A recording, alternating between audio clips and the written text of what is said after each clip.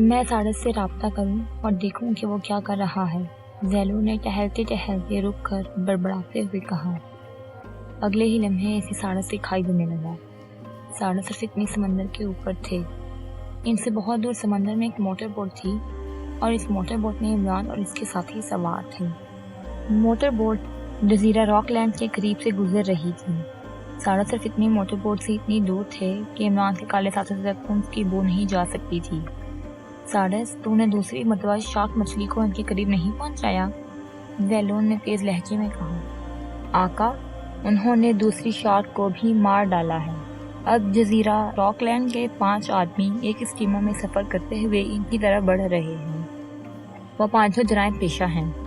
ان کے پاس machine pistol بھی ہیں اور ہینڈ گرنیڈ بھی۔ میں تمہارے دشمنوں پر ان سے حملہ کراتا ہوں۔ زیلون کو ساڑس کی آواز سنائی دی۔ اسی لمحے اسے ایک اسٹیمر بھی نظر آنے لگا۔ سنو ساڑس، عمران اور اس کے ساتھی ہلاک ہوں نہ ہوں، ان کی موٹر بوٹ اور ان آدمیوں کے اسٹیمر کو تباہ ہونا چاہیے۔ یہ دونوں تباہ ہو جائیں گے تو عمران اور اس کے ساتھی خود بخود ہی سمندر میں غرق ہو جائیں گے۔ زیلو نے ایک مرتبہ پھر تیز لہجے میں کہا۔ ٹھیک ہے آقا، ایسا ہی ہوگا، ساڑس کی آواز سنائی دی۔ پھر چند ہی لمحوں بعد ساڑس اور فتنی وہاں پہنچ گئے، لیکن سمندر کا منظر اب بھی زیلون کے سامنے تھا، کیونکہ وہ اسٹیمر میں موجود ایک آدمی کی آنکھوں اور دماغ میں جھانک رہا تھا۔ ساڑس نے ان سب کے ذہنوں کو قابو میں کر لیا تھا۔ اب وہ اس کمرے میں بیٹھ کر نہ صرف وہ منظر دیکھ سکتے تھے، بلکہ اسٹیمر میں موجود افراد سے اپنی مرضی کا کام بھی لے سکتے تھے۔ انہوں نے دیکھا کہ اسٹیمر میں سوار آدمیوں نے عمران اور اس کے ساتھیوں کو رکنے کا اشارہ کیا تھا، اور ان کے اشارے کی وجہ سے عمران نے موٹر بوٹ روک لی تھی، کیونکہ موٹر بوٹ عمران ہی چلا رہا تھا۔ پھر جیسے ہی موٹر بوٹ اور اسٹیمر قریب ہوئے، اسٹیمر میں موجود آدمیوں نے اچانک عمران اور اس کے ساتھی پر فائرنگ کر دی۔ دونوں پارٹیوں میں کچھ دیر مقابلہ ہوا۔ اسٹیمر والوں نے موٹر بوٹ پر ہینڈ گرنیڈ پھینکا جو موٹر بوٹ کے درمیان میں تو نہ لگا، البتہ موٹر بوٹ کے پچھلے کنارے کو چھوتا ہوا سمندر میں جا گرا۔ موٹر بوٹ کے کنارے سے چھو کر ہینڈ گرنیڈ پھٹ گیا اور موٹر بوٹ تباہ ہو گئی۔ عمران اور اس کے ساتھی اچھل کر پانی میں جا گرے۔ وہ مارا، اب یہ گئے، زیلو نے خوشی سے چلاتے ہوئے کہا۔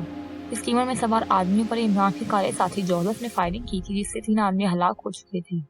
زیلو نے ایک آدمی کو ہدایت دی کہ وہ فوراً مشین پسٹل کی گولیاں سے اسٹیمر میں سوراخ کر دے۔ اس آدمی نے زیلو کی ہدایات پر عمل کیا۔ اس نے مشین پسٹل کی ساری گولیاں اسٹیمر کے فرش پر برسا دی، جس سے فرش میں سوراخ ہو گیا اور پانی اسٹیمر میں داخل ہونے لگا۔ عمران اور اس کے ساتھی پانی میں گر تو گئے تھے، لیکن تھے صحیح سلامت۔ جوزف نے پانی میں گرنے کے بعد پہلے تو خود کو سنبھالا اور پھر اس نے اسٹیمر میں موجود بچ جانے والے آدمیوں پر فائر کھول دی، اور پھر جیسے ہی وہ دونوں ہلاک ہوئے، منظر ان تینوں کی آنکھوں سے غائب ہو گیا۔ گڈ ساڑس، ویری گڈ، یہ تم نے بہت اچھا کام کیا ہے۔ اب عمران اور اس کے ساتھی سمندر میں غرق ہو جائیں گے، زیلو نے خوشی سے معمور لہجے میں کہا تو ساڑس بھی خوش ہو گیا۔ اپنے آقا کو خوش کرنا ہم غلام طاقتوں کا فرض ہے، ساڑس نے خوش آمد بھرے لہجے میں کہا۔ تو ان کے پاس جا، اب وہ سمندر میں غوطے کھا رہے ہوں گے، تو اس منظر کا نظارہ کر تاکہ میں بھی یہ منظر اپنی آنکھوں سے دیکھ سکوں۔ زیلو نے بدستور خوشی سے معمور لہجے میں کہا۔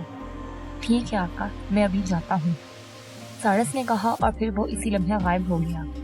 فتنی، اب تو بھی جا اور شیطانی دنیا والوں کو بتا دے کہ مہان آقا کا دشمن خاص مارا گیا ہے، سب کے سب جشن کی تیاریاں کریں، شیطانی دنیا میں ایک یادگار جشن منایا جائے گا، زیلو نے فتنی کو ہدایت دیتے ہوئے کہا۔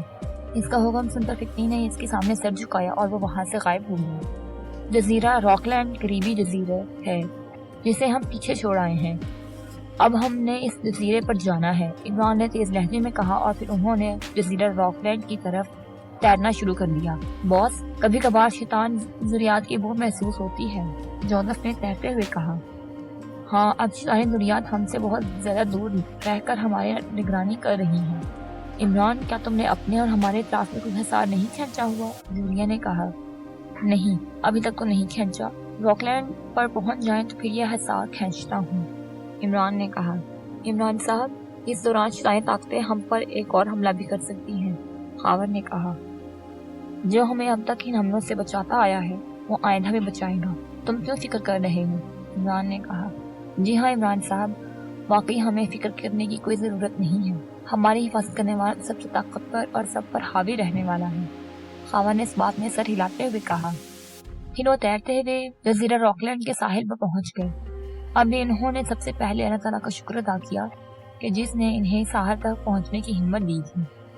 میرا خیال ہے کہ میں سب سے پہلے حصار قائم کر دوں، عمران نے کہا، اور پھر اس نے ان سب کو ایک دائرے کی صورت میں بٹھا دیا اور خود ان کے درمیان بیٹھ گیا۔ حصار قائم کرنے کے لیے اسے موصل ثابت کرنا تھا، اور حصار قائم کرنے کے لیے ضروری تھا کہ وہ سب نہ صرف خود پاک صاف ہوں بلکہ ان کے لباس بھی پاک صاف ہوں۔ عمران ان کے درمیان میں بیٹھ کر ورد کرنے لگا، لیکن ابھی اس نے ورد شروع کیا ہی تھا کہ کوئی چیز اس کے منہ سے آ ٹکرائی۔ اس نے چونکہ آنکھیں بند کی ہوئی تھی، اس لیے اس چیز کے منہ سے ٹکراتے ہی اس نے آنکھیں کھول لی۔ اس کے منہ سے ٹکرانے والی چیز ایک الو تھا۔ الو کی گردن کاٹی گئی تھی اور اس کی گردن سے ابھی تک خون نکل رہا تھا۔ الو کا یہ خون نہ صرف عمران کے منہ اور کپڑوں پر لگا تھا بلکہ اس خون کے چھینٹے جولیا، صفدر، خاور اور جوزف پر بھی پڑے تھے۔ عمران نے فوراً ہی ورد روک دیا کیونکہ الو کا خون لگنے کی وجہ سے وہ سبھی ناپاک ہو گئی تھی اور اس حالت میں حصار قائم نہیں ہو سکتا تھا۔ عمران، اب کیا ہوگا؟ جولیا نے کہا۔ صفدر اور خاور کی آنکھوں میں بھی یہی سوال تھا۔ ہونا کیا ہے؟ ہم سمندر میں ڈبکی لگائیں گے، سمندر کا پانی ہمارے کپڑوں پر سے الو کے خون کے چھینٹے صاف کر دے گا اور کپڑے پاک بھی ہو جائیں گے، کپڑوں کے ساتھ ساتھ ہمارے جسم بھی پاک ہو جائیں گے۔ عمران نے مسکراتے ہوئے کہا، باس، جب ہم حصار میں بیٹھے ہوئے تھے تو مجھے شیطان کی تیز بو محسوس ہوئی تھی، لیکن چونکہ میں حصار میں بیٹھ چکا تھا اس لیے اٹھ نہیں سکتا تھا۔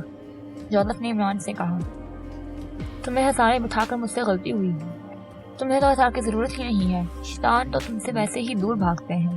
عمران نے کہا، باس، تم نے حکم دیا تھا اس لیے میں خاموش رہا تھا۔ جوزف نے کہا، اوکے، اب تم اس حصار سے مستثنا قرار دیے جاتے ہو، عمران نے جوزف سے کہا اور وہ اٹھ کھڑا ہوا۔ اب سب سے پہلے ہم نے پاک صاف ہونا ہے، عمران نے سمندر کی طرف بڑھتے ہوئے کہا۔ عمران، پہلے تم چاروں نہاؤ، اس کے بعد میں نہاؤں گی، اس دوران میں یہیں بیٹھتی ہوں، جولیا نے کہا۔ اوکے، لیکن یہ یاد رہے کہ ہمارے جسم اور کپڑے ناپاک ہوئے ہیں، زبان نہیں، تم زبان سے مسلسل مقدس کلمات کا ذکر کرتی رہو۔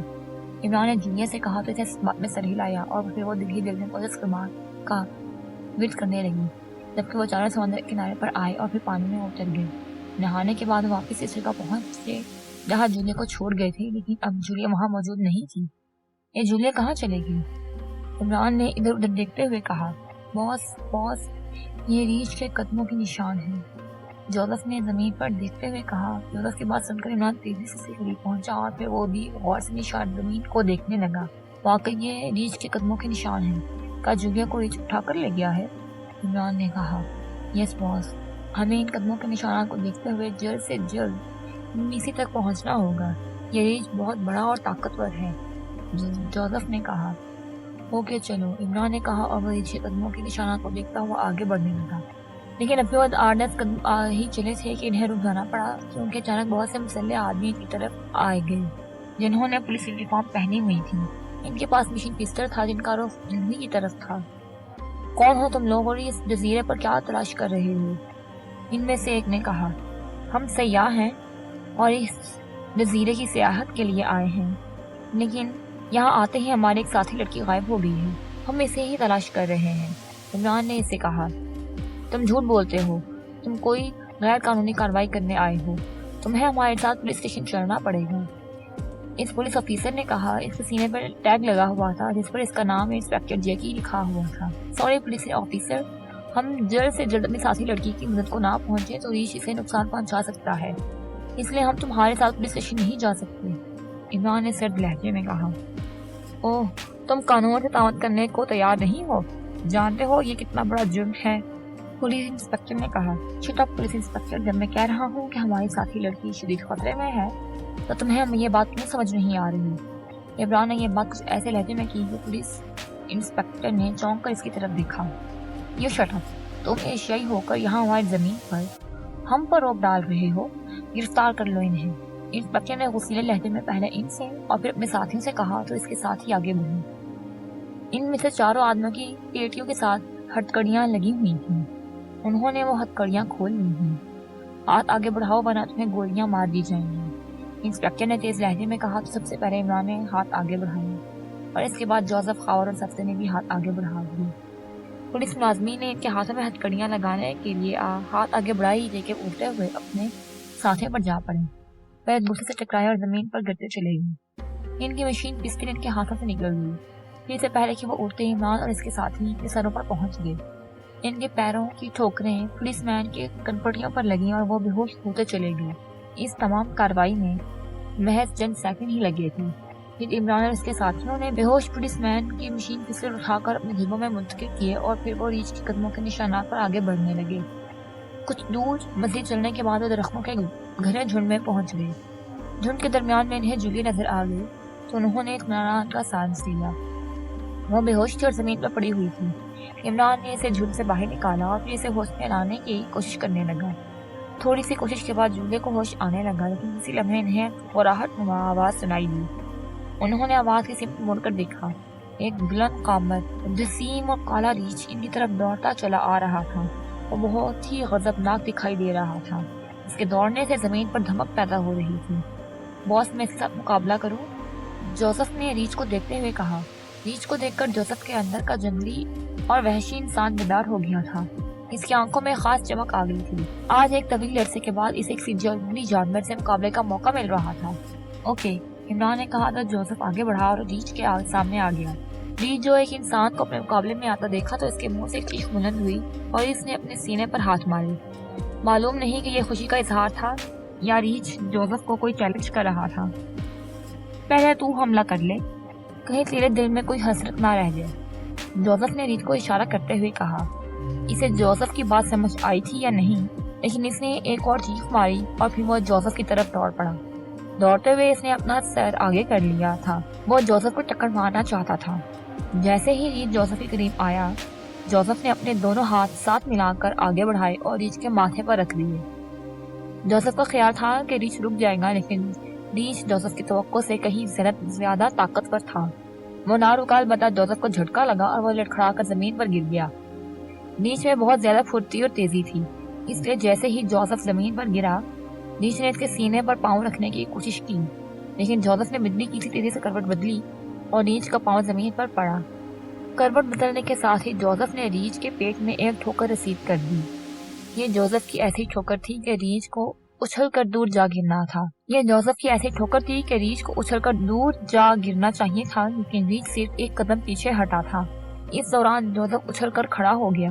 کھڑا ہوتے ہی اس نے فضا میں چھلانگ لگائی اور اس کے دونوں پاؤں ریچھ کے سینے پر پڑے۔ اس مرتبہ ریچھ کے پاؤں اکھڑ گئے اور وہ لڑکھڑا کر زمین پر گر گیا۔ اس کے زمین پر گرتے ہی جوزف نے اس پر چھلانگ لگائی اور اس پر آ گیا۔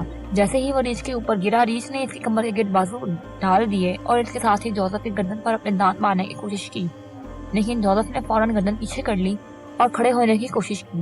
اس کے ساتھ ساتھ ریچھ بھی کھڑا ہو گیا۔ ریچھ کے بازو کا گھیرا اب بھی جوزف کی کمر کے گرد تھا۔ جوزف نے اس کی دونوں کلائیاں پکڑ کر اس کے ہاتھ الگ کرنے کی کوشش کی۔ لوہے کی زنجیر اور سلاخ کو ایک جھٹکے میں توڑ دینے والا جوزف ریچھ کے بازوؤں کا گھیرا نہ توڑ سکا، جبکہ ریچھ اس کی کمر کو دبا رہا تھا اور ساتھ ہی ساتھ وہ جوزف کی گردن پر منہ مارنے کی کوشش کر رہا تھا۔ ایسا طاقتور ریچھ جوزف نے اپنی زندگی میں پہلے کبھی نہیں دیکھا تھا۔ جوزف نے بھی اس کی کمر کے گرد اپنے بازو ڈالنے کی کوشش کی، لیکن ریچھ کے زیادہ جسیم ہونے کی وجہ سے وہ ایسا نہ کر سکا۔ جبکہ ریچھ کے زور لگانے کی وجہ سے جوزف کو ایسا محسوس ہو رہا تھا جیسے اب اس کی پسلیاں ٹوٹنے والی ہیں۔ اس قدم گھٹ رہا تھا اور اس کا سیاہ چہرہ مزید سیاہ ہوتا جا رہا تھا۔ جوزف نے ریچھ کے پہلو میں مکے مارے، لیکن ریچھ کو ان مکوں کا کوئی اثر ہی نہ ہوا۔ جوزف کو بھی ایسا محسوس ہو رہا تھا جیسے اس نے پتھر پر مکے مارے ہوں۔ جوزف کی اس گھیرے میں سے نکلنے کی کوشش میں ناکام ثابت ہو رہی تھی۔ عمران، جولیا، صفدر اور خاور دم ساتھے جوزف اور ریچھ کی لڑائی دیکھ رہے تھے۔ انہیں صاف دکھائی دے رہا تھا کہ جوزف ریچھ سے کمزور ثابت ہو رہا ہے، لیکن اس کے باوجود وہ ابھی مداخلت نہیں کرنا چاہتے تھے۔ پھر اچانک ہی انہیں ریچھ کی کربناک چیخ سنائی دی اور اس نے فوراً جوزف کو چھوڑ دی۔ اس کی دونوں آنکھیں زخمی ہو چکی تھیں کیونکہ جوزف نے اس کی دونوں آنکھوں میں انگلیاں مار کر اس کی آنکھیں پھوڑ دی تھیں۔ ریچھ نے غضبناک و کربناک آواز میں چیختے ہوئے جوزف کو ایک بار پھر پکڑنے کی کوشش کی تھی، مگر اندھا ہونے کی وجہ سے اب وہ جوزف کو دیکھ تو نہیں سکتا تھا، البتہ اس کی بو سے وہ اندازہ لگا سکتا تھا۔ جوزف کی بجلی کی تیزی سے سائڈ پر ہوا اور ریچھ اس کی قریب سے گزر گیا۔ جیسے ہی ریچھ کی پشت جوزف کی طرف ہوئی، جوزف نے دوڑ لگا کے اس کی کمر پر ٹکر ماری اور یہ ٹکر تو ایسی تھی کہ اگر جوزف درخت کو مارتا تو وہ بھی جڑ سے اکھڑ جاتا۔ پھر ریچھ تو آگے کی طرف دوڑ بھی رہا تھا۔ جوزف کی ٹکر لگنے سے ریچھ منہ کے بل زمین پر گر گیا اور اگلے ہی لمحے جوزف اس کی گردن پر سوار ہو گیا۔ ساتھ ہی جوزف نے اپنی جیب سے خنجر بھی نکال لیا تھا۔ پھر اس کا خنجر والا ہاتھ بجلی کی تیز سے حرکت میں آیا اور خنجر ریچھ کی گردن میں اتر گیا۔ ریچھ کی ایک اور چیخ بلند ہوئی اور وہ تڑپا اور ساتھ ہی وہ کھڑا بھی ہو گیا۔ اس کے کھڑے ہونے کی وجہ سے جوزف ایک طرف گر گیا۔ کھڑا ہوتے ہی اسے اپنے گردن میں ہاتھ رکھا اور اندھا دھند ایک طرف کو بھاگا، لیکن جوزف بڑھ رفتاری سے اٹھا اور طویل چھلانگ لگا کر ریچھ پر جا گرا۔ ریچھ اور جوزف دونوں زمین پر گر گئے۔ جوزف نے ریچھ کی گردن کی پشت پر ہاتھ ڈال کر خنجر کھینچ لیا اور ایک بار پھر اس نے خنجر ریچھ کی گردن میں اتار لیا۔ اس مرتبہ خنجر گردن کے سامنے والے حصے میں لگا تھا اور یقیناً ریچھ کی شارک کٹ گئی تھی۔ ریچھ کی چیخوں کی آوازیں دور دور تک گونجنے لگی اور وہ بری طرح تڑپنے لگا۔ جوزف نے ہاتھ جھاڑے اور عمران کے قریب آ گیا۔ Well done Joseph, well done, Imran نے اس کی تعریف کرتے ہوئے کہا۔ ہاں، جوزف نے کمال کر دیا۔ اس ریچھ میں تو 100 ریچھوں سے بھی زیادہ طاقت تھی۔ ہم نے اپنی پوری زندگی میں اس جیسا بلند قامت، جسیم، بھاری اور طاقتور ریچھ نہیں دیکھا، سفتر نے کہا۔ میں ریچھ سے شکست کھا رہا تھا، میں نے بزدلی دکھائی ہے، مجھے اسے طاقت سے ہلاک کرنا چاہیے تھا، جوزف نے بجھے ہوئے لہجے میں کہا۔ نہیں، اسے بزدلی نہیں کہتے بلکہ اسے عقل سے کام لینا کہتے ہیں، اور اللہ تعالیٰ نے انسان کو عقل دی ہی اس لیے ہے کہ وہ اس سے کام لے۔ جو انسان عقل سے کام نہیں لیتے وہ جانوروں سے بدتر ہیں، اور جنگ میں اپنی جیت کے لیے ہر حربہ استعمال کیا جا سکتا ہے، اس میں کوئی حرج نہیں، عمران نے جوزف کو سمجھاتے ہوئے کہا۔ اوکے باس، اگر تم کہتے ہو تو پھر ٹھیک ہی ہے، جوزف نے اس مرتبہ مسکراتے ہوئے کہا۔ جولیا، تمہارے ساتھ کیا ہوا تھا؟ عمران نے اس مرتبہ جولیا کی طرف دیکھتے ہوئے کہا۔ میں تو اطمینان سے بیٹھی ہوئی تھی کہ یہ ریچھ اچانک ہی میری پشت پر پہنچ گیا۔ ان ایک ہاتھ میری گردن پر اور دوسرا ہاتھ میں نے منہ پر رکھا اور پھر مجھے اٹھا کر دوڑنے لگا۔ پھر مجھے یہ معلوم نہیں کہ میں بے ہوش کس وقت ہوئی، جولیا نے منہ بناتے ہوئے کہا۔ اس کی اس انداز پہ عمران کو ہنسی آ گئی۔ اب آگے بڑھو کہ یہ ساری عمر یہی گزارنی ہے، عمران نے مسکراتے ہوئے کہا اور پھر اس نے قدم آگے بڑھایا۔ بہت خطرہ ہے، جوزف نے ایک دم چیختے ہوئے کہا، تو اس سب نے اپنی اپنی جگہوں سے طویل چھلانگیں لگائیں۔ پھر صرف ایک لمحے کا فرق پڑا، جہاں وہ ایک لمحہ پہلے موجود تھے وہاں سے درجنوں گولیاں گزر گئی تھیں اور فائرنگ کے خوفناک آوازوں سے گویا سارا جزیرہ تھرتھرا اٹھا تھا۔ انہیں گولیاں چلانے والے بھی نظر آ گئے تھے، وہ پولیس مین تھے اور انہیں وہی انسپیکٹر لیڈ کر رہا تھا جو انہیں پہلے ملا تھا۔ اس وقت پولیس مین کی تعداد تقریباً 8 تھی، لیکن اب یہ 30 سے بھی زیادہ نظر آ رہے تھے۔